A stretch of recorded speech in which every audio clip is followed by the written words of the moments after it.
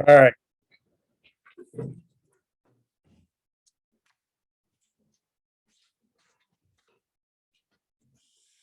Alan? Pull it.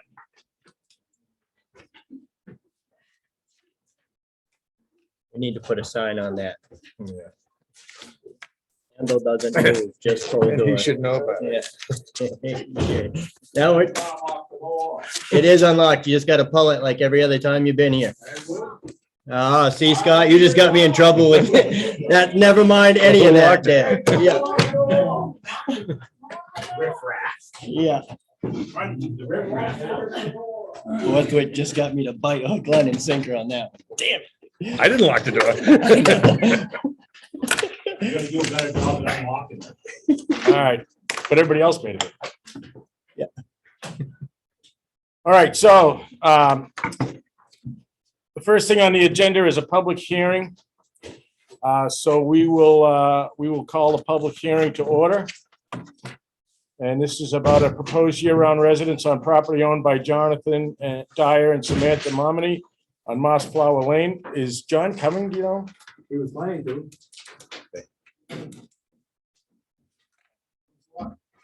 It was long. Nice, Mike. So do You don't we need do one? No, other we don't thing need 'em, first but- and then come back? Yeah, would you mind if we like went through the minutes and stuff first and then, Don't mind. all right, so we'll hold off on the public hearing first and vote on the minutes.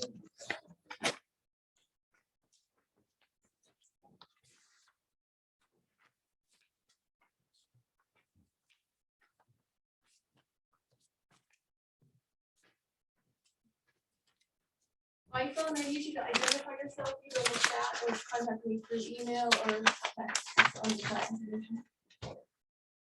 Minutes from 5 and 8.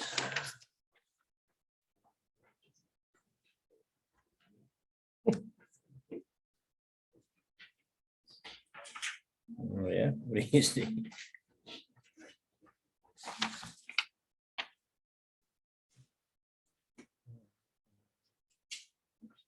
I owe a buck for whoever can find a typo that I'm gonna bother to change. Well, thanks, now you gotta read this, I'll look for it. I was gonna say, Anything dude. else except for look for typos. Thanks. That's how he gets me. Mhm. You know, inflation's at an all-time high, Mike. All right, look at that. It's a deal. Just check. So For we're a bucket Sharon of right egg. No, We're gonna approve both. All right. Yeah, so if you've read the minutes, accept the motion to approve. Make a motion.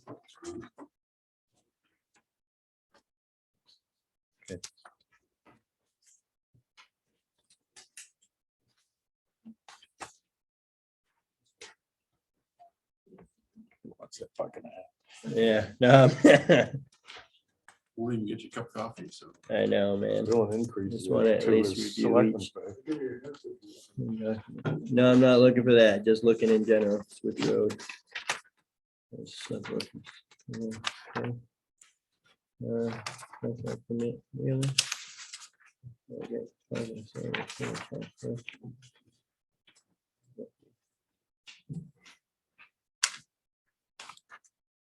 I second the motion to approve the minutes. Any discussion? All in favor? Aye. Aye, Captain. no, I can find it. Yes.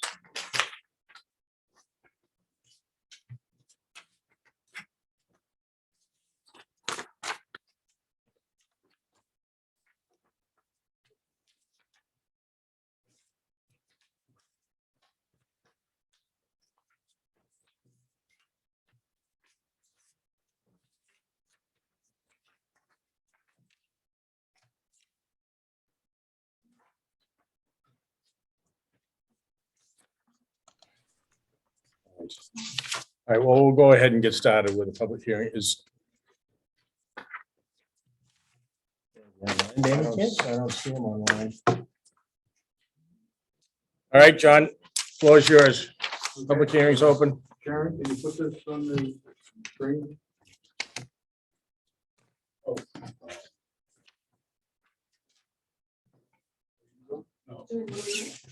it in the diary. Which one did you want first?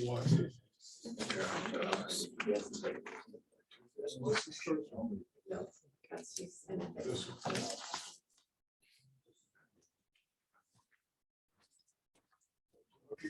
That's it? Yep. Thank you. So the planning board did meet and on the 14th, and the planning board did conclude that it should be approved. The planning board is recommending that the road remain passable during construction, that the road be improved after construction by laying approximately 4 to 6 inches of hardtack or equivalent. And the road should comply with the fire chief's requirements. And that the applicant should There he is. put this in writing. John's here now. And so with those recommendations, we recommend you proceed to approve it.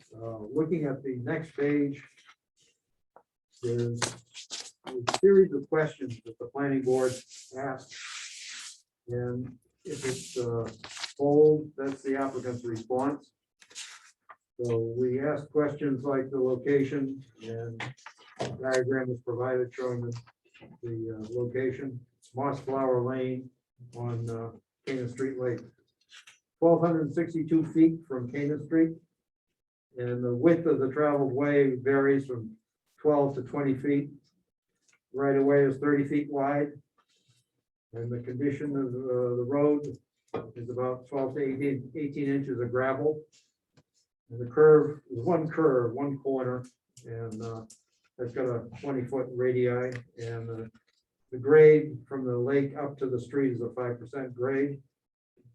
There are no rocks, no flooding areas, no issues with poor drainage, except for mud season. Like any Canaan road, we do have problems with mud season. The condition of the existing culverts is one plastic culvert that's 20 feet wide and has been recently replaced. There are no bridges. The butters have been identified. Charlie and Maria Clark are to the west, and Woodward, who's very seasonal, is to the east. There's emergency vehicle turnaround capability at the Dyer house because he's building a driveway on the lake side. He's got a garage on the land side of the Canaan Street side. So that gives an opportunity for a turnaround there. And also, if necessary, going beyond that to the Clark property, there's room in the Clark property to turn around at that point. And the fire chief has provided a letter of recommendation. Go to the next page, Cheryl or Mike, you have the clicking button. And this is a diagram. The house is right at the bottom center of the screen. And above it is a 50-foot band of land that the DES reserves for red vegetation. And there's moss flower showing. The garage is on the bottom of the screen. And so that's the extent of the lot. It's a narrow lot. It's a 100-foot wide lot. And the next diagram didn't reproduce very well in the hard copies, Nice. but let's scroll that picture down a bit. No, the other way. Good. And there's one building on the left that kind of near the water that kind of stands out. That's the Clark property, and the bunch of red trees to the right of that is the lot. And then the next page is the recommendation of the fire chief.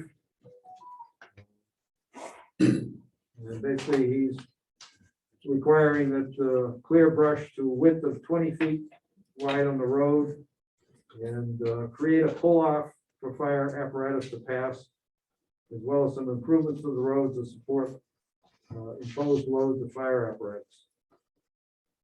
And that's the next page. We'll show you a few photographs of the road. It does vary. is, you can see on the, let's go to the next photo.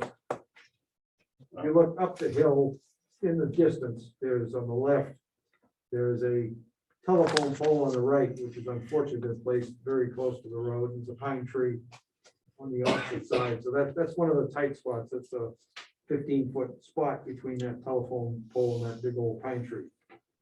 The next picture is on the lower right. That's the culvert that's been recently replaced. And then the next page is a liability form that has to be recorded at the registry, which says they don't plan to sue the town. And the next page is the quitclaim deed giving a 30-foot right of way. And that's 30 feet as you move from the lake to Canaan Street. The right of way width is not specified as you move along the edge of the shore. It just says a right of way. And then the next page, remaining pages are just a couple of old, very old, I think they were 1950-ish or 20-ish or something. It's quite old diagrams of this area before it was really developed, showing the right of ways in that area. And the right of way along the lake is just shown as just a line. It's not a band, it's just a line. And then so there's, I guess the last page really shows that band along the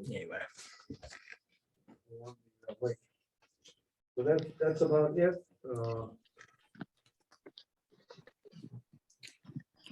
We have any questions? Anybody have any questions from the audience? Online? Anybody, Shannon? Wait, Abby. So you need a motion to approve? So, John needs it more than I do. I put in a motion to approve John's application. I'll second that. all in favor? Aye. Aye. Well, with no other further questions, that closes the public hearing. Thank you, guys. That whole process was painless, huh, John? Oh, yeah. Last 5 minutes of it was, yeah. Thank you, John. We appreciate you being willing to do it. So, yeah, thank you. Who maintains the road, by the way? John's going to, is what it says in here, Right? out of his own expense. He's in the right business. Yeah. So pretty decent of him. It's split up amongst the land. Yeah, that's what I through figured. the winter plowing. Yep. And the Abington, they do the summer work. Gotcha. All right, next thing on the agenda is Buckwald flood elevation reimbursement. I believe they're on. So, I understand that the recommendation is to reimburse. Yeah. it's, what was it, $200 or something? 247. Yeah. Correct me if I'm wrong, Jim. 247.50, isn't it? So we need a motion to reimburse. I want Clarence on understanding that more, so. Well, we gave them the permit and it wasn't quite, you want to explain it? It wasn't Sure, I'll quite, try to explain. Yeah. So we gave the permit, and when it came, building permit, and when it went through, we knew where the property was. It was the elevated building area. Where McGrath had the garage. and it was the- Our assumption at the time was it was not a floodway or floodplain because dealt with back in a long time ago. I don't remember exactly. It was or something like that. So we issued the permit. The permit was challenged because it was in a floodway, and as a result, it was required to go through. It couldn't be approved. It's basically what it worked out to do. So we consulted with the town attorney. Thought at first what we were going to do was do basically a variance on the property for that, and the recommendation of the attorney. Our town attorney was reapprove it again, stating that the finished elevations were out of the flood plain. That's what we've done, and that's what we issued. These costs are for the owners to go and consult with their attorney and get a plain elevation certificate. And the certificate was used, and what we recommend them to file to get them legal. They have had to do that regardless if they did to build an area just to verify that they were safe. If And we pay had for the- required it at that beginning, yes, they would have been. I think they had it anyway before. Somebody had that elevation certificate before they came into the building permit. I think it's just a calamity of errors. From my standpoint, it was well, Cheryl really shouldn't have given them a permit to begin with, because it was in the floodway. So it was our mistake, was basically. That's my take on it too, Steve, Okay. from trying to stay up to speed with the process, because I was asking a lot of the same questions you just did and being involved with it. I think that's the long and short of it. And I think the takeaway should be that, and I think Cheryl's doing this now, that whenever she's near water, she's making sure that she's not in one of the rural areas. Well, Sherelle wasn't the person that gave the permit. So there's a difference, right? Sherelle signed off on it, I thought she was the building inspector. right? Doesn't she get permits? Not from what I've I learned, John. think you're referring to me, but that was not the question. I did not do the building permit. Or whatever. We did answer the question saying that it had been floodproof in '83. Right. And we actually went over that quite a bit, where they put like 5.5 inches Yeah, and so a as far lot as of we were fill in there. concerned, Yep. And all that predates the ordinance. So all I can tell you is I brought it to the attorney's office. That's what he suggested. Yes, I'm just saying, in the future going forward, whenever we're near water, whoever's issuing building permits should run a check and make sure we're not violating the. Yeah, and I think that that's being followed now, and in answer to Dan, one of the changes we did make as a result of this is if it's near water, we're checking every property, period. If it takes longer to do it, it is not definitive. If it's from areas in between that are not definitive, the only thing that is definitive, and it will have an impact on the town, if it's in the shaded area, according to your interpretation, that means it's absolutely prohibited. And our interpretation is different. One is it depends which code you're looking at. And the long and short of it is we're looking at every one, but if it's in a floodway colored area, we understand that the position is you can't do anything about it. So I see covering the cost of the survey. I don't see covering, or the cost of the lawyer fee because it was our screw up, but they would have to get the permit anyways, correct? Yeah, For the but we didn't tell 127? them- we didn't tell them that they had to provide that, so I'm not sure it's It's worth for all the $200, but- hassles that the people have. I think for the general good, I think it's worth reimbursing. So we have a motion on the floor. You second anything? I'll second it. Okay, all in favor? Aye. Aye. And I, You can say no. yeah, you can say no, abstain. That's one thing. It took me a bit to get the hang of too, Stephen. Like, and I As much as appreciate I'd like your you to, you thoughts. don't have to agree with everything I say. I second it. I do appreciate your thoughts, Stephen. It's good to have dialogue. Everybody was there. Yes. Aye, aye. And thank you to the Buckwalds for your patience, wherever you are, the camera. Next thing on the agenda, sale of Canaan Street Pump House. We prior asked if we were interested in selling the pump house property, and strong recommendation is no. And we had made that decision a long time A ago. long time ago. Yeah. It's, Why would it we? is still, it's a discreet lot, it's been there a long time. Yeah. It has the original water line from the lake coming to that pump house. There is a pump in there that used to pump from the lake. And it's the only place where we can put a second well that we wouldn't run into. Yeah, I don't see any reason why we should sell it. No, I put in a motion to keep the property. I'll second that. That's Aye, all aye. in favor. Aye, aye. Mhm. Pretty much was decided a long time ago. Yeah, But, that's fine. decided again now. But things Double decided a long time ago sometimes get forgotten, right, John? Like leash law. Jillian, so thank you. Okay. And thank you. Moose plate application for the Freight House. I don't, is she on here? Yeah, you've got a copy, I didn't make copies to the entire world, but you've got a copy of the report on the roof and also the request of what knows, the letter of intent to put in money for working on the two ends. I don't know, Judith, if you want to speak to it or not, but this would be the time. Yeah, what I've presented is a draft letter of intent to the State of New Hampshire Division of Historical Resources. And this is an intent only to apply for Moose Plate funding to repair the gable ends of the freight shed. And that is, the letter of intent is due. And, Judith, Is it just this one, one paper? Try it again? Yeah. say something, Judith, we'll try it again. Shall I start all over? I presented a letter of intent Hand signals. for Mascoma Valley Preservation or the town, working in partnership, to apply for Moose Plate Railway fund. funding to repair the gable ends of the 1923 freight shed. Can anybody else hear us and wave? Can you hear me? Yep, now we can. Thank you.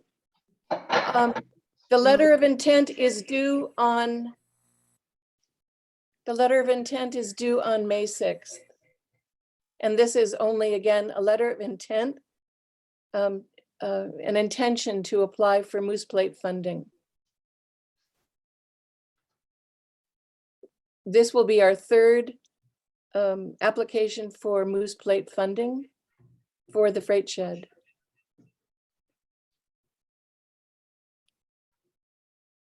So I see on here that the roof has been stabilized. Is that what you Yes, said? yes. And I'd be happy to meet, and am I echoing? Yes. Yes. Oh. Ooh.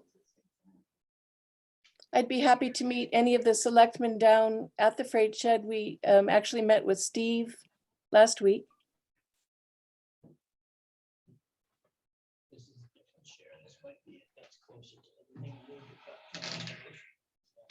Can we turn down the speaker volume in the room back there? Hang on a second. See, it's not just the historic district. Don't plug it that way. Say something, Judith. Let's see how we are. Hello, hello. Hello. Plug it again. All right. Want me to sing? Swap that microphone to this one. Judith, could you say something real quick to see if it's still echoing? Hang on one second. Are you Yeah. ready? Are Not you here. ready? Are we about to take flight? Just for the record, Scott told me to unplug that right there earlier, so I. Yes, I did. So this is their third Moose application. It is, The first one, they did the roof repair. The second one, they've got money to do the sills. which was supposed to be has done not- last Well, year. that's because the contractor's been tied up and can't get to it, but he's willing to do the work and get there. And this third one is for the two ends, The gable ends. the gable ends to start work on that. They're very clear that they, we don't know what our plans are with that building. As far as the town's concerned. And they're just looking to, find a partner going forward that's gonna, if we decide to sell it, that is willing to take on the improvements they've done and continue with the. going with it. So it's the only building they don't own outright that they're doing work on, and they're aware of the risk they're taking, but they feel it's important. So that's what I got from my meeting with them on Wednesday last week. So. Well, as long as the town is not listed on the application, is the. Actually, the It's town, been the case with the first two, correct? Yeah. Correct. Judith wants to Right, speak. because Plug her again. If the town is listed, that prohibits us for, Well, and it makes us liable to the money if it doesn't get done. that's right. I remember now, Scott. Good call. Go ahead. it winds up being a partnership with the town because you own the building. The town owns the building. We own the building as a town. So, It's not real complicated.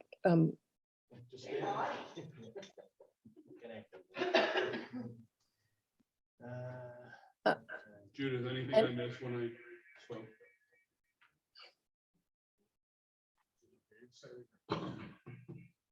Judith, anything I missed when I spoke? No, Steve, that was very good. I just want to make sure I share with you everything we're doing. And again, that's just a letter of intent. The actual application is due in June. And we'd make sure that you folks receive that well in advance. So that, because it's a town building and so we'd want to make sure that the town receives all that info. Okay. As long as, like I said, as long as the town is not the main applicant on the form, I don't have a problem with it. And so I guess I'm still trying to figure out how the Moose grants and all these grants work, but Dan, I'd be happy to talk to you about that. sure. Meet at the freight shed. Sure. My concern is that this might prohibit us from applying from a grant for something else that may come up of importance if we continually have grants for one building. Is that how it works? No, not for the Moose Plate grants. These are, I'm listening. no, Moose Plate grants are only for municipal projects. We got a Moose Plate grant to take care of the Canaan's historic stage curtains or drops. Vicky has used Moose Plate grants to take care of the town's records. They shouldn't preclude any other funding at all. Museum got a grant also. Okay. So it's not, basically, they don't say, all right, you guys have already applied for enough Moose grants, so we're not going to give you any more because. No, actually, yeah, Dan, they're actually looking forward, excuse me, they're looking forward to another one for this building. Okay. Again, I guess I'm with Scott, as long as we're not liable for if funds are misused or not spending time or whatever, then I don't see an issue with your effort, and I appreciate it. Thank you. Thank you. Then we'll go ahead with a letter of intent to the state, and I'll make sure you all get the application well in advance. Thank you. Stephen made a motion. I'll second the motion. And as long as it's like we said, I'd all in like, favor? yeah, aye. How do we review that, Scott? The Is that letter something like will this? Yeah, we'll see the letter. Okay, okay. Thank you. Yep, thank you. Welcome. Next thing on the agenda is the coin policy. Can we shut that Should down? we appoint again, or what? No, what are we doing? Yeah. That did, I'm pointing it over. Okay. In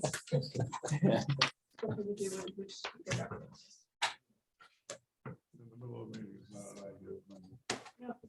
We've proven that at least 10, 15 times. Okay, so Vicky has requested an echo. I can't see how us unplugging made that. No. It's supposed to be going through that, it's coming through the speaker, so somehow we got the We wrong had speaker. a year of doing it this way. Yeah. before we got it working, so- Yeah. All right, well, you're not echoing right now, so Can they go still until hear you us? do. I'll try to- Go ahead. So the Wave coin- if you can hear us. I'm on Okay. like this, so I can tell. Okay, so Vicky has asked for a coin policy so people can't pay their taxes and pennies. Sam has indicated good luck, but hopefully the public will not pay their taxes and pennies. And this would be a policy that would allow the town to say, no, we're not going to accept 6,000 times 10, 60, Isn't it- 600,000. Is that what somebody's offering? No, but apparently every town clerk and tax collector in the state is adopting this policy because there are some people that believe that their tax objection is to come in with $6,000 in pennies. Isn't it US tender? It is, thank you for pointing that out. I'll let you explain that to Vicky tomorrow. That's okay. It's US tender. I mean, I paid That's stuff. also for- what Sam said. I'm Yeah. just telling you that what she. I don't see that we have that right to do that. Vicky, are you on this thing? If you promised me you were going to be. So what is the alternative? They come in to pay their taxes and we tell them you can't, you gotta go to the bank and get, Yeah, Paper that's the currency? Alternative, but apparently there's been at least one court case in this county where somebody did that. And the court ordered the town to count the pennies. well, So we need all your help if we're gonna count the 60,000. I will tell you, speaking from a business standpoint, if a customer came to me and wanted to pay me, whether it was in coin or not, I would not ask them to leave and then come back with your Oh, money no. again. You take the money and run. When they leave, they leave. That's right. I also understand what Vicky's saying, like who gets to count the 6,000 pennies, right? I would take it to one of those cash machines. Yes. Barrels. There's What I one was right in just gonna Enfield. say. Yep. There you go. There's one in Enfield. You can dump it right in. It goes right into your account. No fee. No request from the tax. Maybe the policy should be that if you pay with coin, we're not responsible if we come back and tell you that it was the incorrect amount, because we have to go somewhere and pay to get those coins counted. And if you know what I mean? Because if you pay in dollars, I count it before you leave my desk. If you pay in coins, I'm not gonna do that. So if you come in on a $6,000 bill and give me $5,500 worth of pennies, how do I find out the other 500's out there until we take it to the coin dispensary, right? It would be simple if we could just have Sam shoot it. Yeah, well, Then you get no listen, taxes. I've read a couple reports and they frown on it. Yeah, Yeah, I So, don't know what to tell you. All I'm doing is translating the request for the policy. against- Absolutely. Well, I'll tell you one thing, is running a business is a coin shortage right now. Nobody's gonna come up with 6,000 pennies, so. then there's that too, Stephen. I would rather they paid 6,000 pennies and not pay at all. Right. It would come from the public, I agree with you, Scott. How about a $50 fee to cover Vicky's time to go to Enfield and dump all the coins in the machine? The thing of it is, it's Mascoma Bank. She's gotta take money to the bank for deposits anyways. Yeah, but they don't do it. I don't think, If you go to Mascoma Bank with change, you run it through that machine and it'll deposit right into your account without any fee. maybe we ought to ask the bank if they'll do that. Oh, I know they do that. I've done it. 60,000 pennies? There's no limit on it. Okay. You might want to bring your lunch, but It's not my policy. Yeah. That's. I'm gonna say no. Well, are you even legally allowed as an high currency? I don't believe we are. You can, if it's legal currency, you have to accept the currency. But if there was at least a policy that said, no, we don't approve of it, then somebody could object to the policy. Yeah, why do we need to do pay that? more than that in legal fees? Yeah, yeah. Well, I think it was made clear to me today that no one's going to issue the summons citation. So what's the point? I second Scott's motion.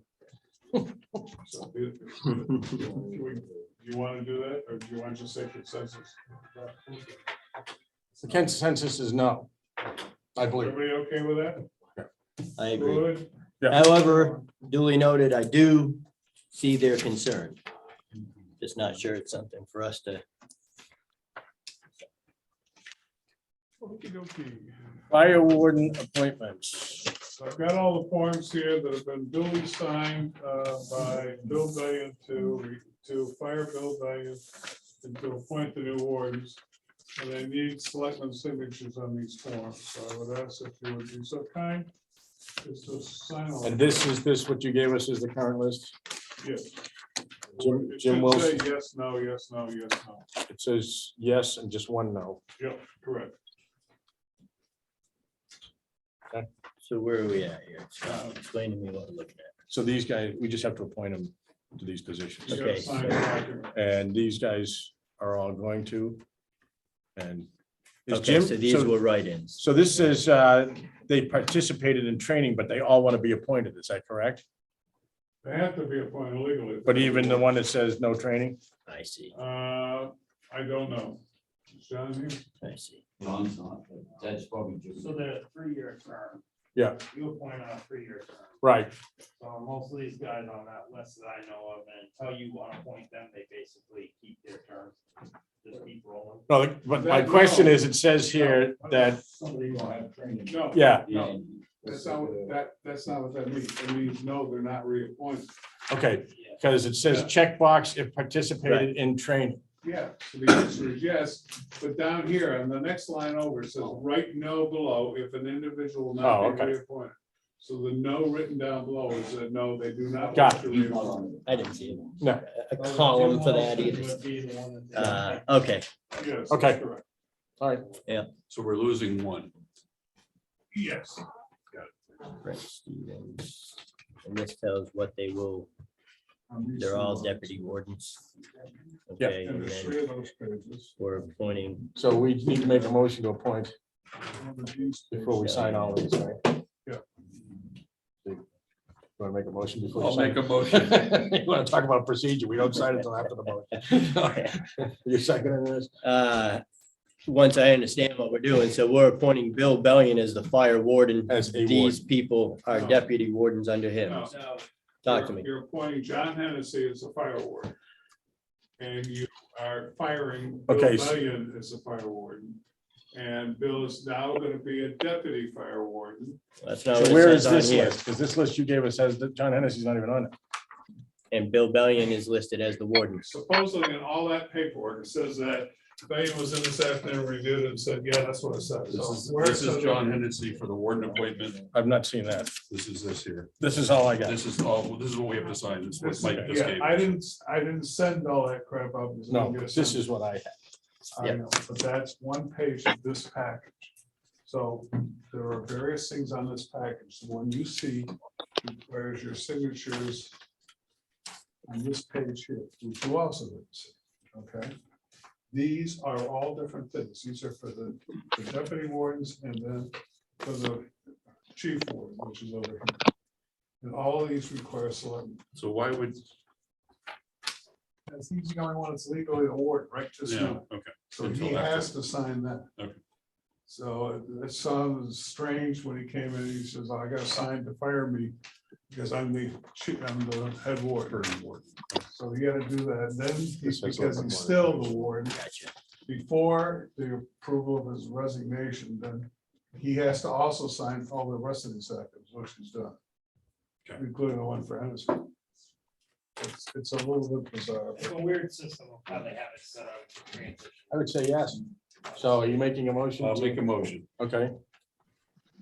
I second the motion. All in favor? Aye. You got Only that? 5 pages of signatures. So.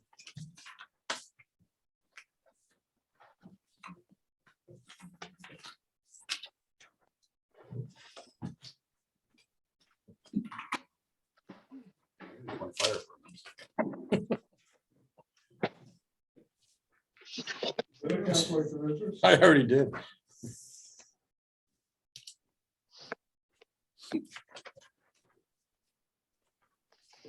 You have to sign that yellow one too.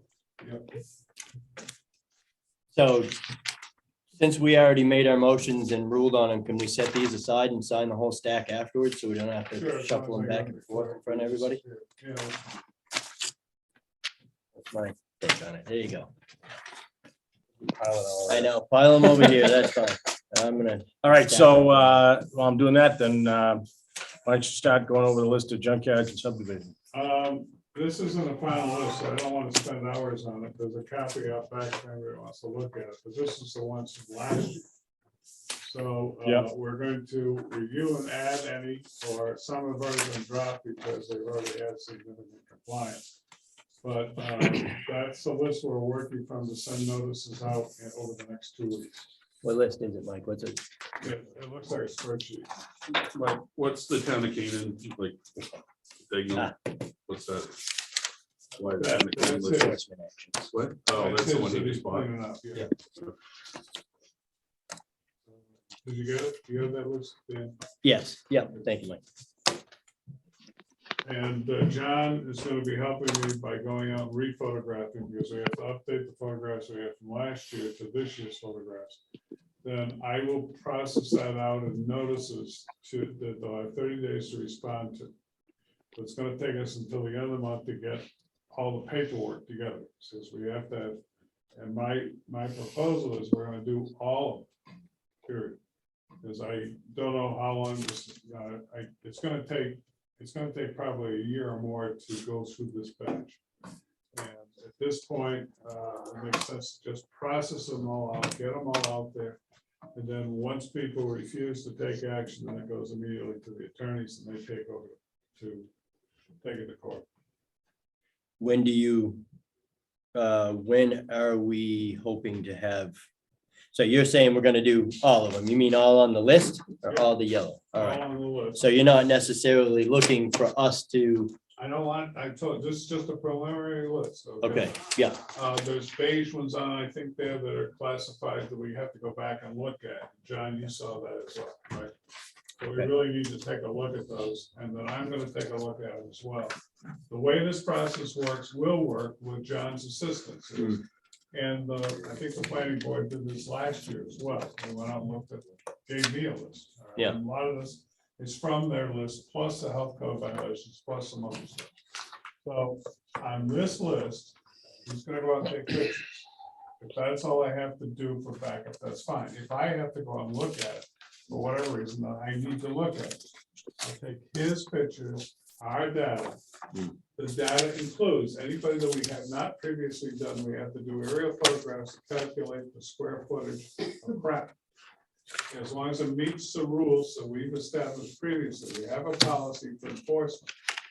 And as long as it meets those rules in terms of coverage on the property, then it would stay on the list. Once that's done, then a 3-page document or a 2-page document goes out to everybody by certified mail. Say you're in violation of state laws on this or this or this, and you get it cleaned up. You got 30 days to get it cleaned up. Give us notification it was cleaned up, and we'll go out and check it. If we don't receive anything from you at the end of 30 days, we'll go to a town council for enforcement. Okay. The something in that home setup. I don't know. Oh, the reason we have a policy. Half of the town of Canaan would qualify under junkyard state law. So we don't have the resources to go after half of the town of Canaan. So I think it was like 10 years ago, we passed a policy. It was a junkyard policy. And the policy would say, we will, this is a state law, it's not a local law, okay? So we said we would enforce this state law if it met this criteria. And the criteria was about threat to water, visibility from a road, and square footage. So it had to be an excessive pile of crap. It can't be just like, a small pile that's about 8 feet across in the backyard. So that policy has been in existence for about 10 years. If we did not have that policy, somebody could go to court against us and defeat any actions we took, because there's no rational purpose while we bust you for trash, but the other 1,800 people don't get busted for trash.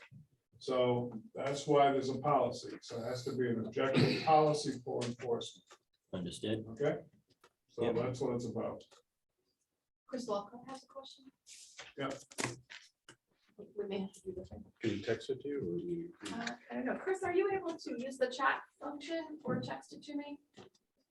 Can I speak? Will you hear me this way? No, just plug it in. Hang on. Maybe I can hear me. Chris, ask it again. Why is it unplugged over there? It's the computer resets all this crap every time you disconnect something, plug it back in. That's how it happens. Gotcha. And we used to do it all the time when we first started this little fiasco of using this crap. Yeah. So every time we adjust it by pulling the cord out and plugging it back in, it resets the damn thing, and then we gotta shut down the whole system, reboot it again, and load it. That's why we're having problems. Understood. I didn't think of it when, sorry, it just never No occurred to worries. me. We know now, We have a year's practice of doing it Yeah. wrong. a year and a day, apparently. All right, plug it back in. All right. Oh, Insanity doing the same thing over and Oh, over again. this way, different Different results. results. Yes, it's funny how it's So- just,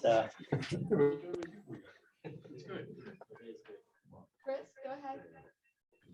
Okay, so I actually just sent it through chat as well. Oh, okay. But I guess my question is, I'm listening to the policy. Are there places or residences that are on the list that have been notified multiple times previous years and that have not received the actions that are supposed to be taken, specifically 571 Canaan Street. The first complaint, at least, or discussion in the Historic District Commission meeting minutes was December 18th, 2017. And we're now almost 4 to 5 years later. So I'm just looking, I know this has been a property in discussion for some time, and I'm just looking to understand if there are any other actions that can be taken. I know that the property has been changing of hands. I'm just looking to understand what action can be taken. Walking down the street, driving down the street, and walking through the cemetery adjacent to the property, you can see the trash buildup on all 4 sides of the building. And I'm just concerned that this hasn't gotten any better. It's frankly gotten worse. So I'm just looking to see if there's any next steps that the town is going to seek. I understand the photographing process and, you know, moving it forward with the town attorney, but like I said, it's been several years. Okay, can you hear me? I hope. Yes. Plug myself back in again. Yes, thank you. So if so, I'll try to give it a breakdown. So the first thing is, yeah, it's been on the list since 2017. Actually, it's been on the list since about 2014.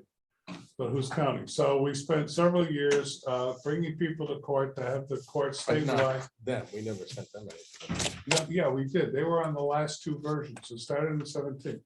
And we actually got compliance in 2018 or 19. She hauled all her crap to the dump and trailer. We actually gave her the trailer, gave her a utility trailer. She filled up the utility trailer and we took it to the dump as, under the policy, there's a provision where we can work out a deal with the landowner to do this. So we did. We worked out a deal to take the outside trash, not the inside trash. The inside trash does not come under the junk policy. The outside trash does. The inside trash would be a health violation if in fact members of the public were in there. But right now, there's nobody in there.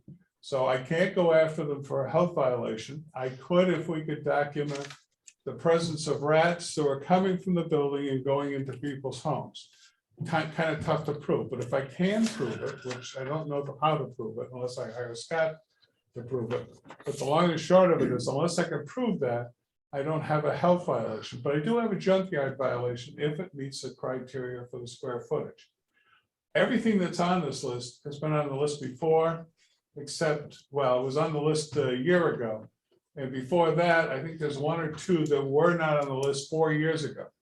We've had 3 years of failure trying to use the court system and trying to use criminal penalties, because under the law, there are criminal penalties that can be used to enforce junkyard ordinances. The court said, no, you can't incarcerate somebody for $500,000 in fines because they refused to move the junkyard. We never got the 500,000 or even 100,000, but we did get the 35 or 40,000 in fines. And that's not allowed anymore. It doesn't make any difference if it's 40,000 or 2,000. It just is not allowed.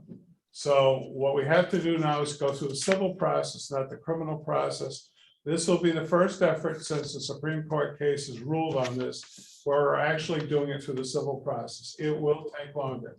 It will take probably 2 years. It will result in a restraining order. The owner will have a restraining order, an injunction, I'm sorry, not a restraining order, but an injunction, ordering them to complete it within so many days. If they fail to do it, then the town has to go to the court and ask for an order incarcerating the person for failure to follow a court order. So you're still back to incarceration. But it was a learning process. We went through it for 5 years. This is the most recent iteration of the process. And I said, the only reason we have the policy is because we can't do it for everybody.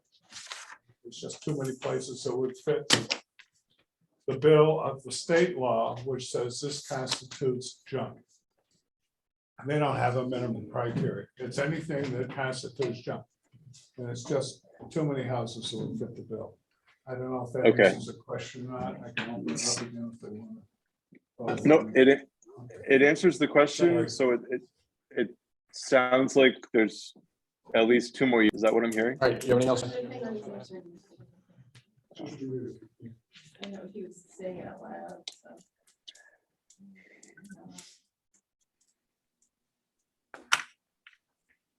It was my understanding that most of what she had was recyclables, and you had said that she didn't qualify for this list. She had trash too, but she took the trash to the dump, she took the recyclables to the dump. And at that point, there was some stuff left outside, but it didn't meet the square footage. I have no idea what it does now. Oh, yeah. It does, okay, so as long as it meets the square footage, it will go under the rules. What is the square footage? Huge, Huge, you know, yeah. all four sides of the building. Yeah, but I mean, what is the square footage requirement on It's the like policy? one, it's a percentage of the floor of the footprint of the house. And I Gotcha. don't remember off the top of my head, Gotcha. it's either 100% of the footprint or 75% of the footprint or something like that. I got you. It has to be more area being used for trash than for a house. Yeah. There is a policy. Yeah, I'll look at the policy at some point. Yeah, it's online. Anybody that wants to see the policy, it's under buildings. And the policy is online. So Chris is asking this question. So there is more years at least that it will remain this way? At least, Well, it doesn't have to. It depends on what the reaction is. So we're going to serve the two, by the way, it didn't get, the rumor out today was it's been sold by Mel. It hasn't been. And I get at least a call a day from Richard Fox. So it isn't like I'm not aware of all the discussions that are going on. I am aware of it. But there is an agent that represents the bank that is also listed on the tax card. So we're gonna send out notices to both the bank and the agent of the bank, indicating that there's going to be both criminal and civil procedures against them for operating an illegal junkyard in the town of Canaan. We're hoping that somebody will respond in a favorable manner and do something. I will tell you that inevitably banks ignore us. I will tell you, I worked on these people's house in South Royalton long before they moved here. And it was way worse than this one. So, dogs. yeah, But they're not anywhere near that property. They're gone. right. So they are, The bank has taken a Now we property. gotta convince a bank to do it. Yeah. And there may be something that Richard Fox or you folks up on King Street have talked about, and that is public relations, you know, call it the Valley News and say, once we have issued the orders, Hmm. and they don't do it, then call the Valley News and say, see what Mellon Bank is doing. How wonderful they are as a taxpayer in the town of Canaan. Where are they at? Isn't it coming up for auction too? What's that? Isn't it coming up for auction? No, I haven't seen an auction notice on it. The unbelievable part of this is it's been foreclosed on for at least 4 years. They just barely kicked out the woman that was looking. Mhm. And I don't understand that at all. And there is value to the property because it owns 350 feet of shorefront on Canaan Street. It's what, 11 acres across the street? Is Yeah, that what it it's is? like, really, 11 acres on one Like side. 7, I think they're across. Is it so? Yeah, your tax cards are wrong. Do it on Google Earth and see what it looks like. It's 11 on both sides of the street. My tax card's wrong too. Tax card. Chris Walcott says it's an unfortunate situation, so hopefully things change. Thanks for the time. Carolyn says, I agree, Chris. I feel so badly for everyone that has to deal with this thing. as do I, but there are other places than Canaan Street that are looking at way worse properties than that. So yeah, I feel bad for everybody who has to stare out their house at it. I know we used to have a pretty decent drive for 1.5 miles in Goose Pond Road, and now it is an absolute disaster zone. So I feel your pain, and I am interested in seeing what we can do to try to clean it up. Over the last year, I've talked about this with Mike and the board a few times, and I have found that being a select board representative, speaking from my own situation, is very much situational. You learn things as you go. It's impossible to sit down and learn the million things you're going to need to learn. But when they do come up, these are one of the things that I am trying to take seriously. And I do think we need some cleanup in town. So, and Stephen and I have spoke a little bit about it as well, and Wow, I know we're all. I would tell you, we have brought this up, we have gone full forward, and we had lawyers that didn't want to prosecute. Yeah. Or It's we a had a flood, or, you know, it's not an excuse, but there's a million things Get that in the we way. want to do, and then a bunch of things interrupt, absolutely. and there's only so many of us. Dale? Yeah, I got a question on 92 Chris Miller Hill Road. It says vehicles, that's where my sister-in-law lives. There's only one rig in the yard. So you must have something else in mind. I don't know, what color is that one? Does? Gray or? That is It's a 1, gray. 2, 3, 4 down. It's- Blue, yeah, it's small. in the grayish blue. We can box. recheck it, Dale. That's all I can tell you. It didn't come from me. I think that actually came from John's, from the planning board last year. The address may not be right. Just going from memory, I think that was junk around, there's like an old woodshed or chicken coop or something. Yeah. A It's lot like of- a shed down below the trailer. Yeah. Yeah. Well, I think it was the trash around the shed. So if it doesn't meet the criteria, then we're not gonna do it. Yeah. So we'll check Oh, it. it says vehicles, John. It doesn't say trash. Yeah. Yeah, but my recollection of that property was trash. but- Okay. Right, I'm with you. Yeah, So you didn't make recheck this it. list, Yeah, you yeah. just gave the info. Yeah, Okay. Yep. Any other questions on this? All right, approve health insurance. I don't have anything on health. What do you got? It's just a contract. It's 20 pages long. It's from the New Hampshire Health Trust. If you want to read it, I'll give it to you, but it's the annual renewal. Okay. Ordinarily, you don't bother to read it, but if you want to do it, it's just I gotta get it signed in order to go forward with the insurance for the first of July. It's cheaper by $45,000. yeah, this is you and I chatted several times in your office, right? Is this the same policy we've been talking about where while we're talking about new hires and all of that process, we often talk about the insurance and why it's a benefit. And you've explained to me where it's like a 15%, it's not in the old grandfathered clause, right? Right, any new hires have to pay 50. We pay the insurance, the cost of insurance for the employee. Yeah. Any new hires have to pay 15% of the difference between that employee and a two-person plan or a family plan. Okay, It's not a huge amount of money. No. But it is something. Yep. So there's skin in the game.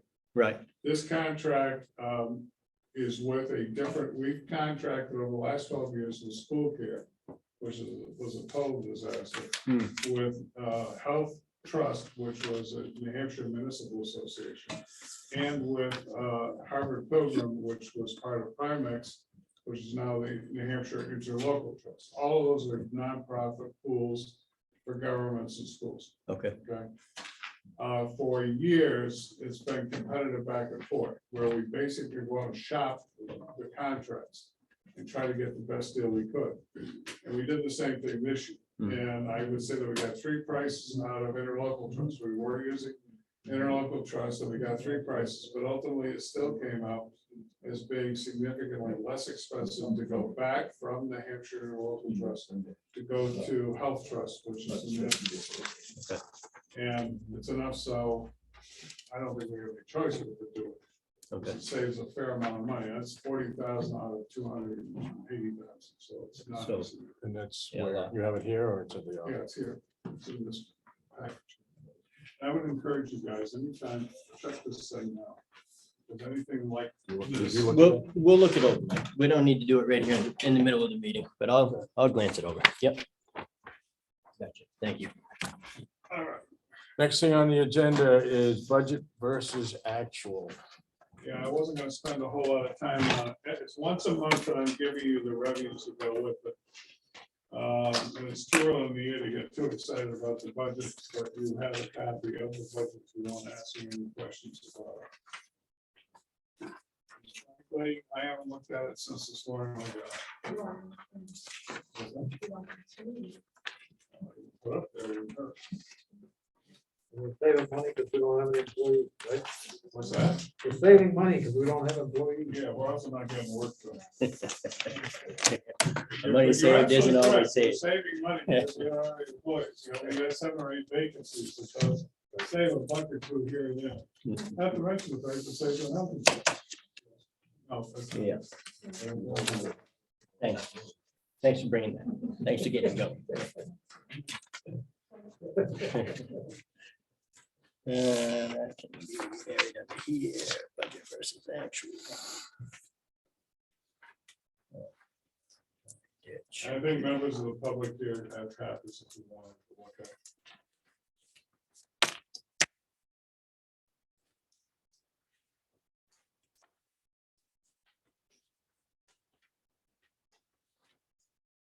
I mean, one of the concerns I had was the mud season is taking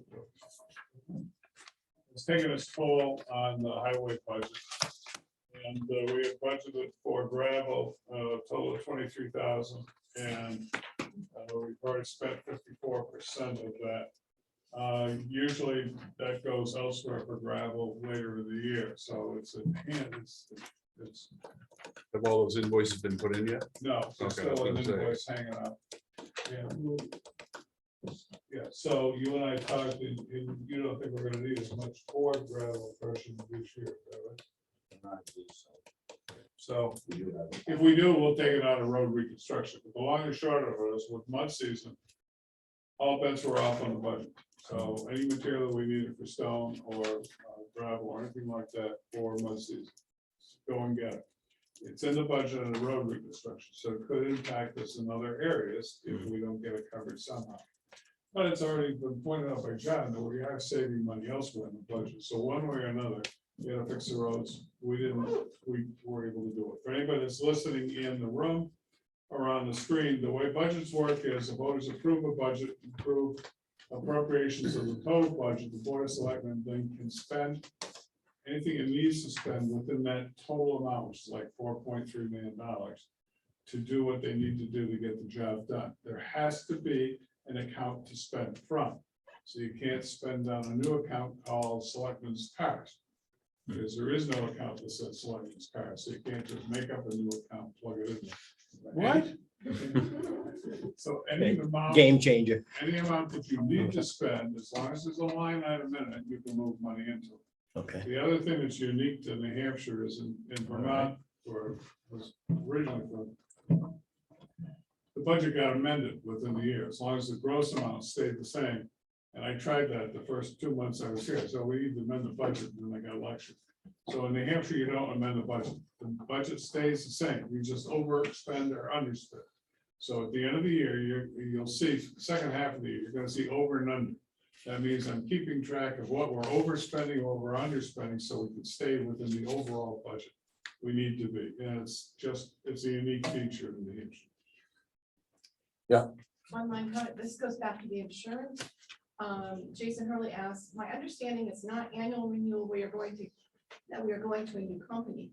Any chance where we as a town can cover LASIK eye surgery? It would help town employees that wear glasses and work outdoors in different conditions that we work in. It's something we're gonna look at for next year's budget. But we've already concluded the negotiations about 4 months ago for the contract for healthcare. There is some part of that insurance policy that does cover eyes, but I am not familiar enough with it. And Jason, you really ought to ask Gloria, because I'm not familiar with every component of the coverage. But I know, for instance, my glasses are paid for by the health plan. So I don't know, and I know you said minor surgery, but I don't know. Those are all CPT codes, and I just don't know what they cover and what they don't cover. Same thing is true in dental. So if I have to have an emergency extraction, then it's under the health insurance. If not, it's under the dental insurance. So it really depends on the nature of the function. Your cards have that on a card that you can call and check it to see if it's there or not. Okay, thank you. I'll shut up. We all thank you. Yeah, take the words out of my mouth. What else? Anything else on the budget? Now, unless anybody else got any other questions. Did Okay. you know what the answer? No. All right, next thing on the agenda is US Fish and Wildlife. Okay, let me put that one up on the screen. So this has been a growing situation. One left. Yeah.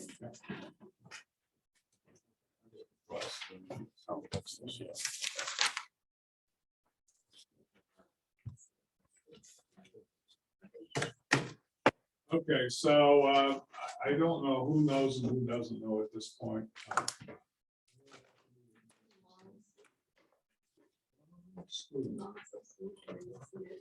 Sweet. There it is. Yeah. Okay, so funny thing happened on the way to the forum a couple of weeks ago. We heard back from Sylvia Conti and the Fish and Wildlife Service management of the Sylvia Conti reserves. they had made a proposal to us 3 years ago that they would fix town roads if those roads were necessary to get to the Sylvia County Preserve lands. So I think it was a month ago, they asked for a proposal from us to fix a road. So we had talked to them 3 years ago, then we didn't hear from them for 3 years. And I did find out today why. It's not their money. It's coming out of the Federal Highway Fund. So the Federal Highway Fund has just freed up cash to do this. And we were told at the time, well, they asked us how much, Bob was still here. And we talked about it, we looked at just repaving, shimming, repaving, and grinding part of Switch Road. There's a path that the Fish and Wildlife wants to use, a Switch Road to River Road to Clark Pond. So we gave them a proposal, which is the first couple of numbers here. The Switch Road, it's this thing here, it's $300,000 to fix Switch Road. So they said, yeah, but that doesn't get you to Clark Pond. So we went beyond that and did from Canaan Center up along River Road, first of all, to where it stops being paved. Then from where it stops being paved to the new bridge that went in 10 years ago. And then from the new bridge to the turn onto Clark Pond Road. So we submitted that, and it was roughly $500,000. Thought that they were going to blink, they didn't blink. So then they sent me an email yesterday saying they want to add Clark Pond Road. Well, in all honesty, I worked with Louis today to try to develop the numbers, and we get, it takes more than a couple of hours of work to put that together. So Louis and I were on a conference call with management from Sylvia County. And I believe that the ultimate number for this project is going to be somewhere around $800,000. It's gone up a fair amount. So what they're going to do is they're going to pay to rebuild Clark Pond Road. They're going to grind half a mile. Is that what it says? Yeah. Half a mile of Switch Road in two different parts, two different locations. And then they're going to shim coat and top coat that whole road. And that's the first function we talked about, the function, you know, what the stretch, what it was going to look like. It wouldn't start till next year. Next year, we're going to do the Switch Road piece. The following year, we would drop down and do Clark Pond Road because that's their biggest thing. They want Clark Pond. Okay. The third year, we would end up doing the Canaan Center River Road piece all the way up through, including paving up to the bridge and putting in hard pack from the bridge up to the Clark Pond Road turnout. So it's a 3-year project. Couple more years, but It requires no match per se by us, but it does require us in particular on the Clark Pond Road to do work on the road. They'll buy all the materials and everything else. So we're probably going to put in the part of our costs, like we would give the use of the equipment as a match. But part of the labor costs, and not all the labor costs, will come out of this project to do the work.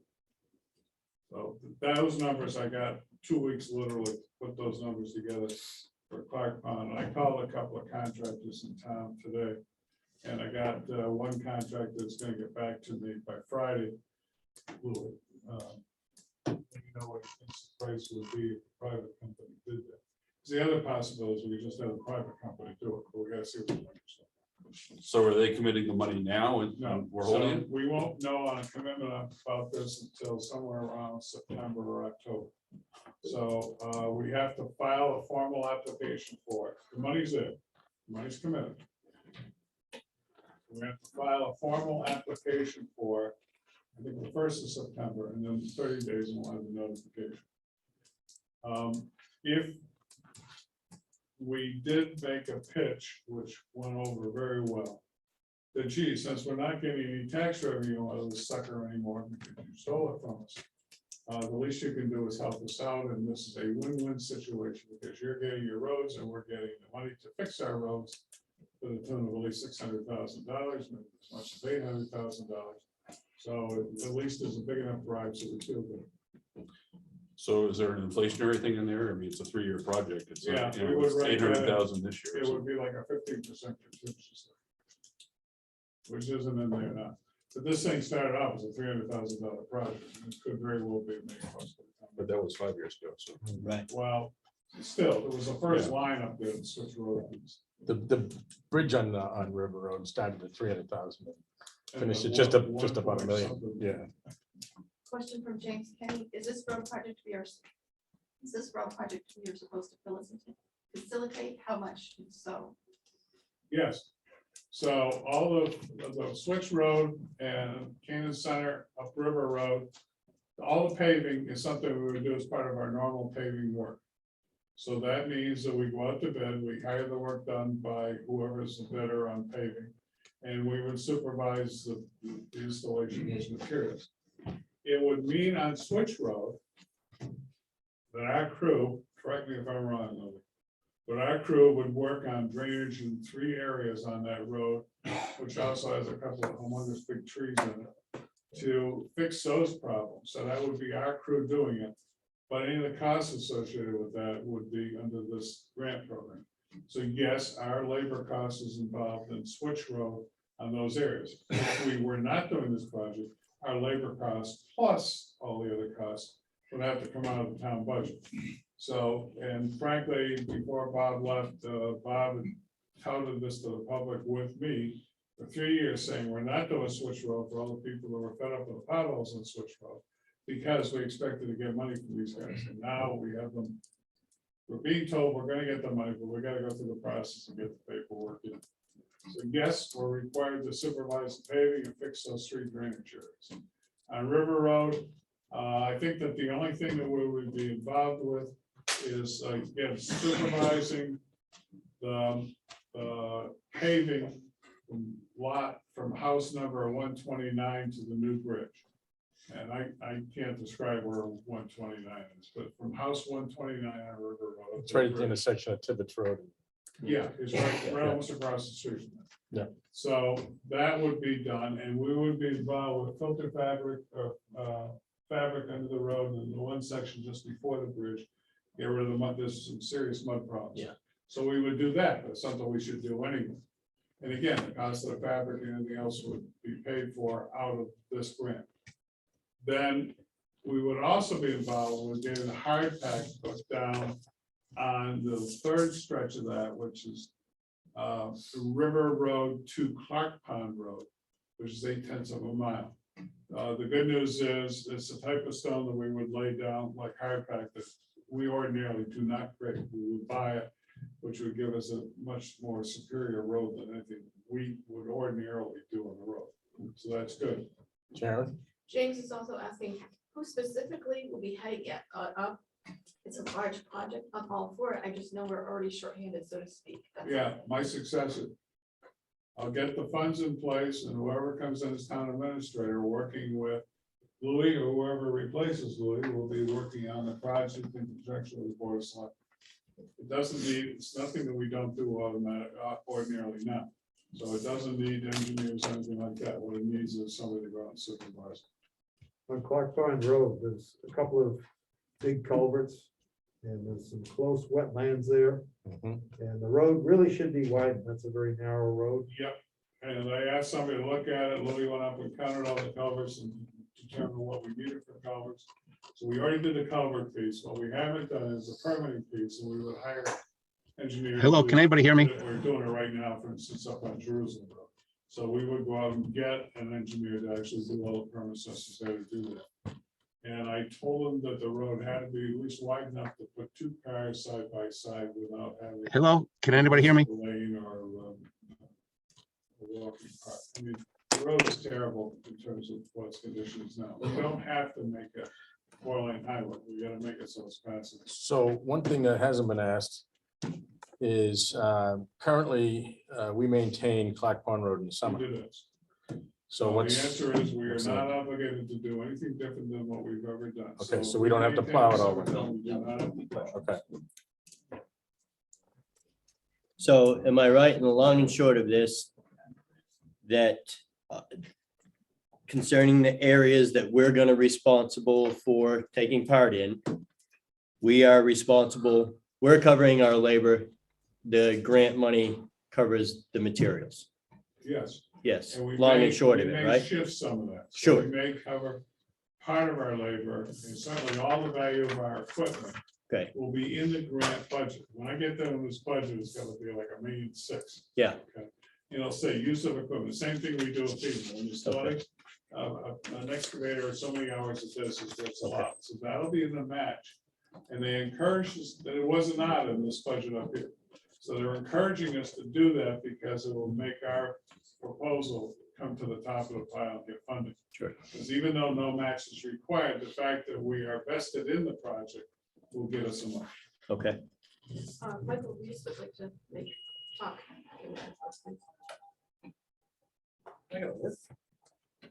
And once we get on this topic, we have to go back to budget. There was a question about this.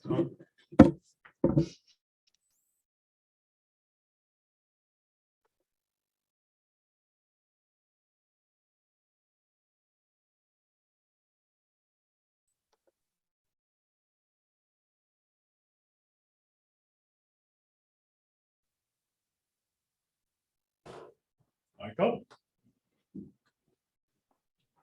Wave.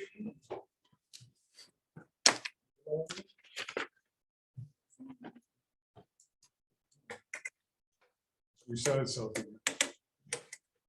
Awesome. I don't have the microphone. You've been out the hook for an hour now. Can you hear me? Unplug it. Sharon, can you hear me?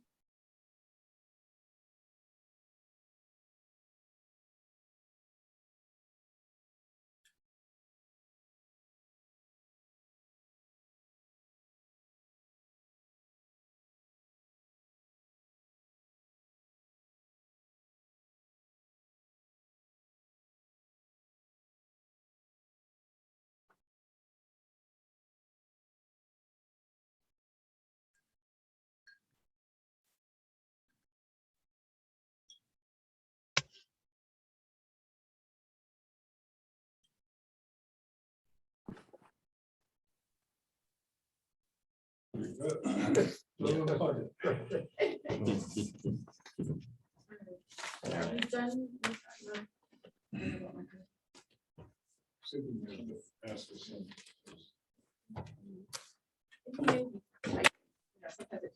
So Anything on that? No. What's the question on the budget? Can you hear me? Yes, Mike's back now. Okay. Go ahead, Mike. Thank you. I got him shut off. I can say it out loud. Go ahead and say, tell me, Mike, and I'll say it out loud. Okay, thank you. I don't doubt that Switch Road and River Road need improvement. But if anyone has driven But if anyone's driven to Hanover, to Hanover, is well aware that it's the worst road in Canaan. that is the worst. There are We get calls every day that somebody says that. literally 35 hundreds roads in of Canaan, potholes, but, yeah. 6 So inches deep. The big No. problem is, you would have to sell that to Silvio County. Could you hear that, Mike?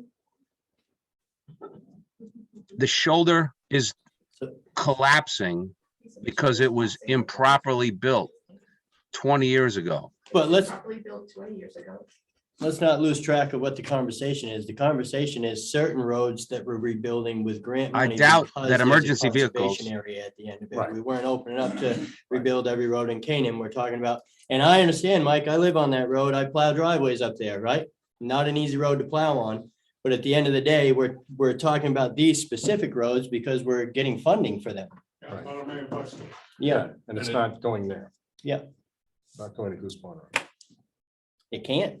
We have a lot of roads that need a lot of work. Oh, It's not gonna interfere with our. Isn't this project quite a big project for a small town road crew to take on? It is. I can't hear anybody. Hiring in contractors. Well, that's what he said, possibility. So- That's what, that may be It's not a happening. big road on the pavement. It's a big part. because I we can't hear know anybody. 3 miles of the road. Can you hear me, Rick? That's a problem. It's quite a lot. That's a problem. That's why we asked on the bottom, on the Clark Pond Road, can we just third party? Hmm. Okay, there may be parts we can do, and maybe we can work that out. But, you know, the first I knew we were doing this was like 3 days, 4 days. So we addressed it as quick as we could. Frankly, we were struggling to get numbers together today to put in that sheet. In fact, we emailed that out around 3 o'clock. No, around noon. So none of us had any time to look at it, other than originally when Lou and I talked, it was gonna be hiring out with a company. Yeah. So the only thing that could be done is if we could break it out over time, yeah, maybe. But we also have other dirt roads that have to be rebuilt. Right. So I think frankly, we gotta keep it all with contracted services. You would So- have to have a lot of gravel hauled in, and I don't know how far we kind of have to track it. So that means you need to. Yeah, so that's why I called 3 contractors today.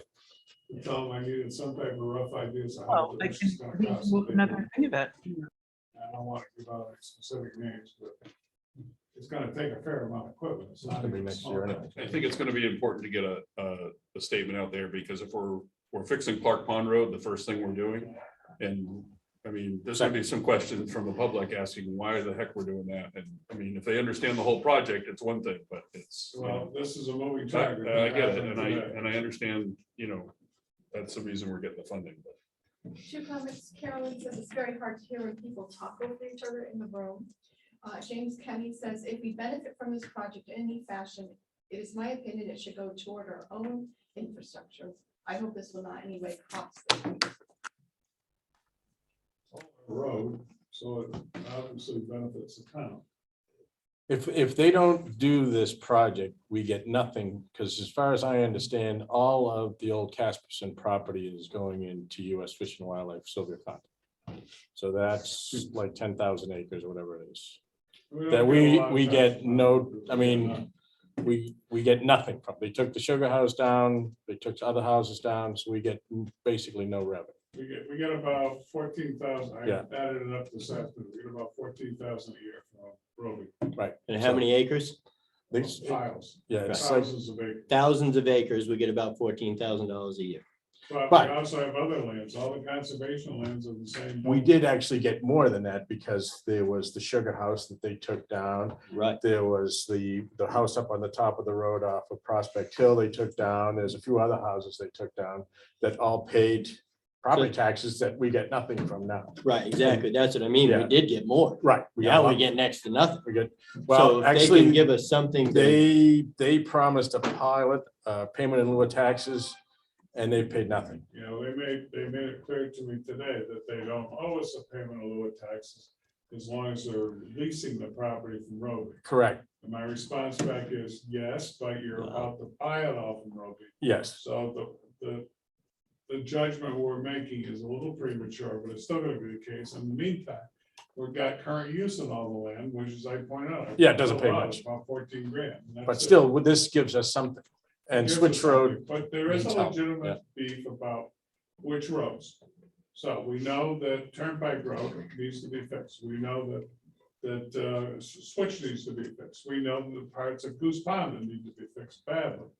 We know that South Road needs to be fixed on the paving, and it's due up for next year or the year after, because that road was bad. We likewise, Gristmill was bad. So all these roads are bad.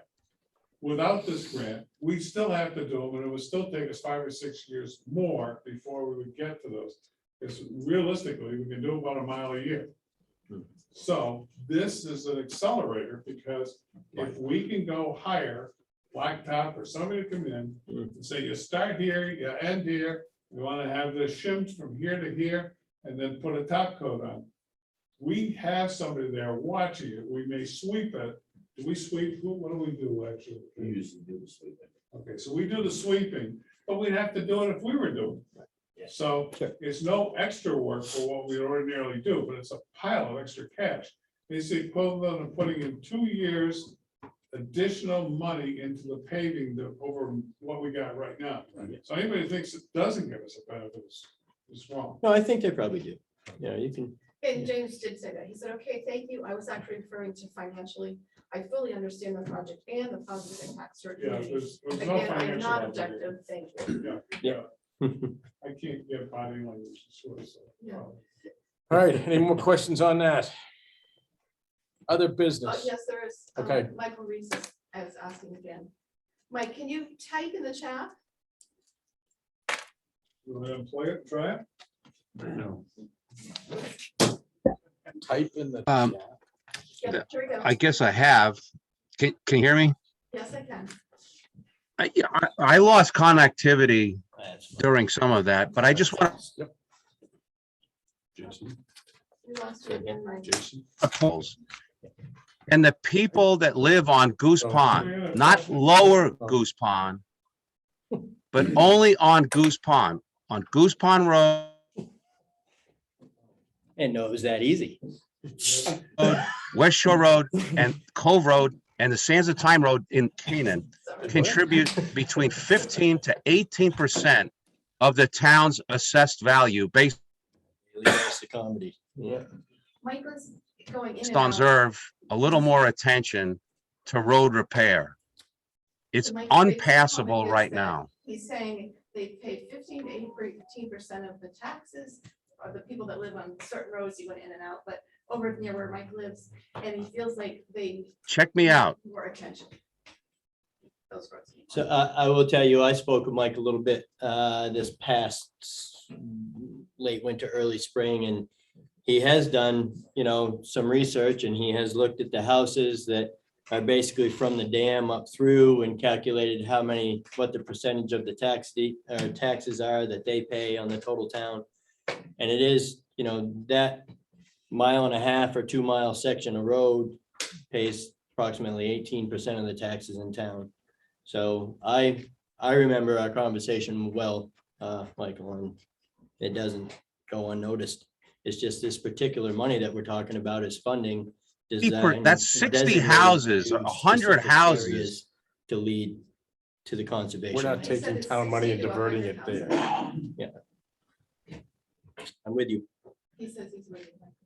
Okay. Okay. Was there still a question? Yeah, there was a question. Get one back up, just a minute, we're still waiting. All set, Michael? Okay. Dealing with that, dealing with this, got 3 things going on my suit. Are we off the, Yeah, go on to the budget question. okay. Ellie Davis says, I have a question on tonight's budget versus actual for $3,501 under TAA dues and subscriptions. I wonder what this is for. If it is for NHMA dues, there was a line for it under legal, and that's where it has gone since 2009. Thanks, Ellie Davis. This will be the fourth meeting where I've announced that is in the wrong spot. I have conveyed that message that it's in the wrong spot. You're absolutely correct. It goes down under legal. It doesn't go up under the executive. So yes, you're correct. All right. So we're moving on to other business.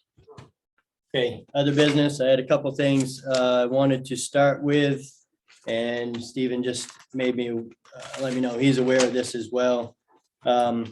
This is for discussions on CDL licensing and classes and requirements. I can't seem to get through at least not stating the obvious that, we had months and months where we knew about this, and I don't even know who, but somewhere the ball got dropped, and instead of $60 to get somebody licensed, it's now $82.50, $6,030 or $4,600. And that's just that portion of the cost. So unfortunately, we do have a situation where we need more people licensed to drive specific equipment. We have had one person that works at our highway department step up and do some research. This is what they found. I did call back on a couple of them to kind of just listen to the person myself and talk with them. I did speak with the DMV before I talked to this person. Long and short of it is, we've got an option out of Concord, New Hampshire that is 110 hours. It's a 6-week class, Monday through Friday. And that is $8,250. So that means that our employee has to be gone for 6 weeks. We pay him for 6 weeks to go to Concord, and we pay them $8,250. And we pay the fee to get the driving permit first, and then we pay the licensing fee afterwards. Another option is White Mountain up in Littleton. This is 15 weeks. It's 8 o'clock in the morning to 3 o'clock in the afternoon, Monday through Thursday. And that is $6,030. And then our option that I guess this particular employee and myself had kind of narrowed it down to is there is one, it's Northeast Driving Training. It's out of Chester, Vermont.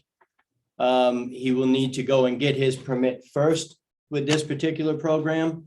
But that one is, they say it's a 3-week class, which is considerably shorter than the others, and it's $4,600. So least we're gonna spend to get somebody their license at this point is $4,600 plus costs of having them gone and paying them to do this. So I think we need to make a decision. This particular class has an opening through tomorrow, and they have reserved a spot for one of our employees until tomorrow, and are looking for some sort of a yes or no of whether we were gonna sign him up Who to go doesn't get his have Class the- A. It's for the Class A. It's for Class A. Yep, yep. And I also spoke with, and I spoke with a lot of the guys over at the Highway Department, and had lunch, shooting the breeze about different licensing options and what we should and shouldn't do. This, I agree with his thought process on this. It's the same money whether he goes and gets a Class B or a Class A. Might as well take the Class A. He was looking to benefit himself further down the road, like to stay here a long time, like to have options to further departments here. That's where we're at in our world in these days. That's what it's gonna take to get your CDL. So we already approved picking up the cost of taking the class, didn't we? If there was a No. commitment to stay a certain period of time, I thought we did that. We talked about that. We didn't make that decision, I don't believe. Because at that point, it was still grandfathered in, and we could have done it for $60. No, I know, but I thought we also talked about it when it was $5,000 to $6,000. We did talk about it. Yeah. And I Yes, thought we approved it. So. I don't recall approving it, but I mean, I don't see what other options we have.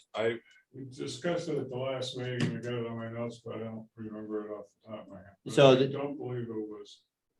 Discussion at the last, Left open, but yes, Bob was still here at that point, and it ended up, that's right, we didn't make a final decision No. because he was talking about becoming an instructor. Correct. Okay. Yeah.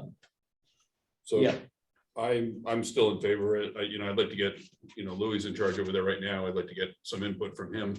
Only because, somebody leaving that department right now for 3 weeks is, they're already under stress, so. It's tough, but we do need the extra days, and if we can't pick them up off the street. We're gonna have some guys go and get it. Right, because This it's would not, be for one person, but. and Better now than in the middle of winter. Yeah. Yep. Yeah, when I really. I'm not arguing about it. Yeah. One way or the other, I'm just saying that there are some candidates that you're going to receive for highway that have A's, nice. who would also be something. It's You know- up to you guys. You? I think if you are to do that with any position in a town like this that we're looking at is, I know Steve, you touched on again, it's a contractual thing, but when you factor that dollar factor into it, we can't look at just the price of the class. Right. Also the payroll. Yeah. cost is gonna be. Yeah, big he after did that, mention that. because Some of the ones that I've seen done in town were very low when I actually started running some numbers about the amount of time that some of the employees were gone. Yeah. And it gives a little more incentive to be in there to that 3-year or prorate that down. If they're here a year and a half, instead of paying, say, $10,000 back to the town. When they should really be paying that much, but we invested in 25 and it's not equaling out. So, you know, for us to go to a 1, 2, 3 day, couple day class is one thing. But that huge block of time, and like you said, Steve, about getting Louis input onto it, you know, I'm gonna throw you under the bus. I mean, you said to spend some time doing your paperwork stuff, so that forces 4 of us to maintain 90 miles of road. Well, And it's not like you don't want to see anybody go and do it, and make it, that's a success, but I think the town has to protect itself, and we're kind of in a spot, with one that we've done recently. right, but Numbers didn't just jive. at this point, you know, I agree that the numbers gotta jive, and like I say, it's $4,600 plus cost.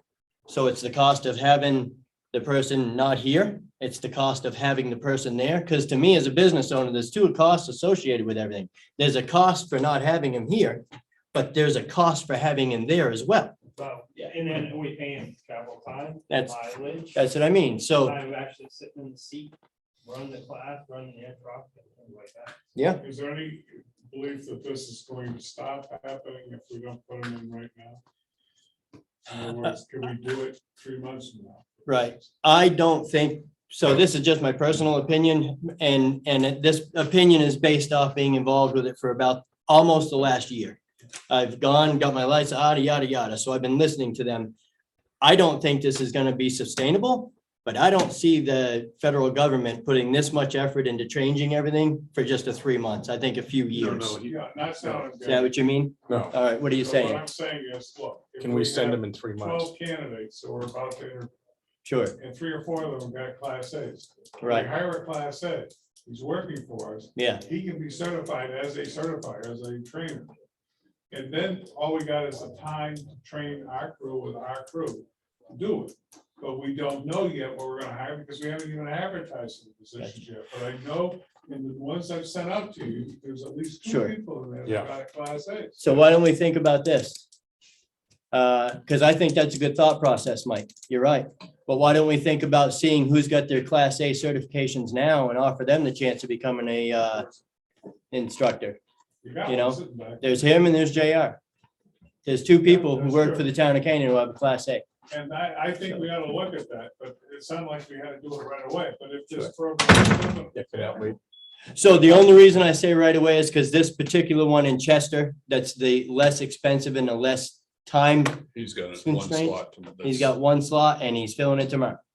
So there will be another slot available, don't get me wrong, I'm sure. It's just falling into it right. So I'm not saying that we have to jump on something tonight. I like your thought process. I Yeah, mean, I like that better, but, I do too. I think we ought to hold off a little bit on it. and nothing about the associates that I stepped up want and trying class to do A's it. too. Yeah.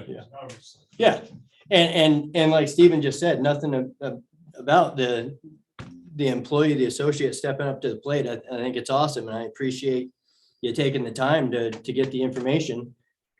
And this is what the process is, right? So we got the information, we're discussing it, and I think it's in the best interest, I agree with you guys, that we hold off a bit. And that doesn't mean that I'm not willing to go to bat for you and make sure that you are one of the top people on the list when the time comes. I don't want you to think that. And I know you're listening to me right now, and I don't want you to think I'm dismissing the fact that you want your CDLA. I know you do, and I agree with it. Give us a couple to Yeah, I think. it take would- this in and figure out what's our best option. Having it Yeah. tomorrow as the option is not, Yeah, I think, giving it a little bit of time is a good idea. Okay. Something else?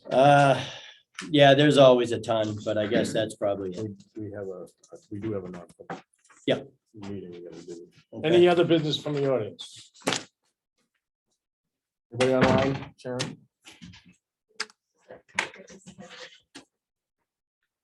Things online to say. Thanks for saying. Louis? Yeah. Before you get back to this, I don't know what- Talk among yourselves to approve the. Fix enough. To get to what? They got. Oh. I don't think there's a motion on that anywhere. No. In fact, I don't remember talking about it at all. other than- Yeah, it was, when did it get the body work done and Bob's pickup? Yeah. We have chatted, all three of you have chatted about it. So the question is, do you want to approve it? I don't think it's a good idea to get rid of the truck. No, I think the don't. truck has a lot of life Oh, left in no, I it. agree there. Yeah, I yeah, think the question was to put a flatbed on it or repair the And the the question on tailgate. the flatbed was, it was in the memo I sent on. Yeah. Saturday. Yeah. It's a question of extra couple of thousand to do that. Yeah. And Louis' recommendation is leave it the way it is, put a polycast or sand. I'm good with that. my thoughts on that is if you leave the bed on there the way it is and you put a polycaster sander in it, you might as well just not even fix the bed because it's gonna get dented up, banged up, scratched up, So it's just, warped up, it's a, smashed up, I don't even know what the total damage in my truck is. I know it was a tailgate and it was. the whole was there side of Inside it. panels, I have it outside. if you wanna look at it. Yeah. field trip. It isn't Yeah. quite that simple, so we have to pay for parts we already ordered. the Yes. board, The Okay, parts are ordered. so that has to be paid Months for, ago. so we'd have to pay that no matter what we. do. Yeah. Then it was like 4+ for the flatbed. The plus is any modifications you make to it to make it work for our needs, okay? The repairs were, I think all in on the repairs was 2,500. How much? Yeah, something like that. I guess. And of which we're gonna pay at least half.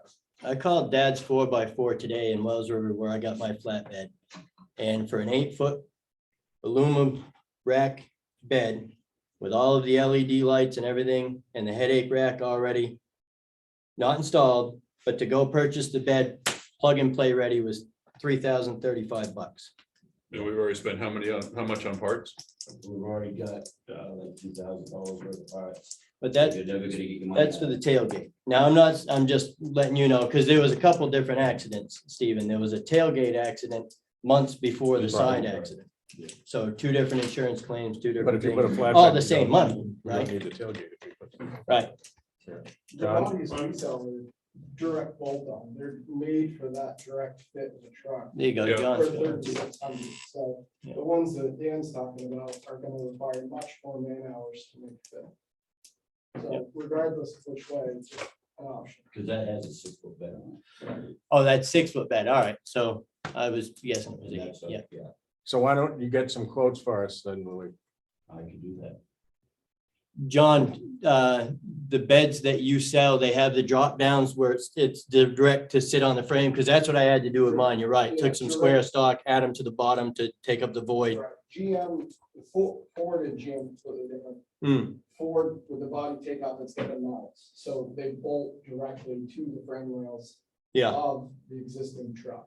gotcha. So literally it's 6 bolts, Chevy does. one Yeah, plug-in adapter, and you're done. It's literally a couple hours. Yeah. Where the town guys can do it. Yeah. You know, if that's what they please. and that's $3,600 Correct. out the door. The thing I like about a flatbed is you don't have to worry about this happening again. And I'll go with whichever way we decide, obviously, you know what I mean? But to advocate for it, I would, if you've got a work truck that you're putting a sander on and off and you're putting equipment on and off the back of it and people are jumping in and out of the sides and it's getting loaded. So can you put a sander on the back of it as well, on a flatbed? I have no Yeah, idea. with a regular pickup part. You can. Yeah. Yeah, so, and I did for a long time. And you just slide them between the rails and it does go in. All right, I think you should get us some prices though, Louis. Sure, I'd rather have something in front of me. right. Look at both options. and Okay. See what we got. Any other business? We need a motion to go in a non-public. Make a motion and go into non-public. I will second that motion. Thank you, everyone. Thanks, everyone. All in favor? Yeah, thank you, everybody, for coming. I appreciate it.